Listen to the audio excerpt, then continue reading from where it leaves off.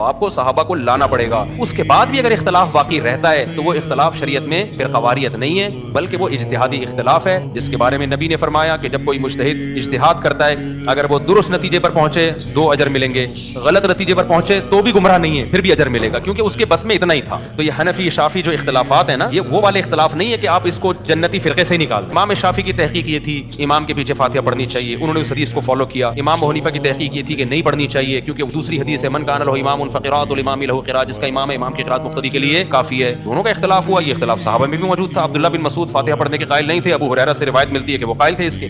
عبداللہ بن مسعود رفع الیدین کے قائل نہیں تھے، عبداللہ بن عمر قائل رہے رفع الیدین کے. اب آخر میں چھوڑ دیا تھا، نہیں چھوڑا تھا، ایک لمبی بحث ہے. بعض حضرات اس کے قائل ہیں، عبداللہ بن عمر نے رجوع کیا اس رفع الیدین کے مسئلے میں. میں رفع الیدین کی بحث نہیں چھیڑنا چاہ رہا، میں صرف بتانا چاہ رہا ہوں کہ یہ اختلاف اب اس جنتی جہنمی والا نہیں. آج مذہبی اسکالر 2 نمبر ہی پتہ کیا کر رہے ہیں کہ نیا فرقہ بنا رہے ہیں سب کو غلط قرار دے کر، بجائے اس کے کہ جو صحیح ہے اس کے بارے میں رہنمائی کریں کہ یہ والا صحیح ہے اور ہمیشہ سے چلا رہے.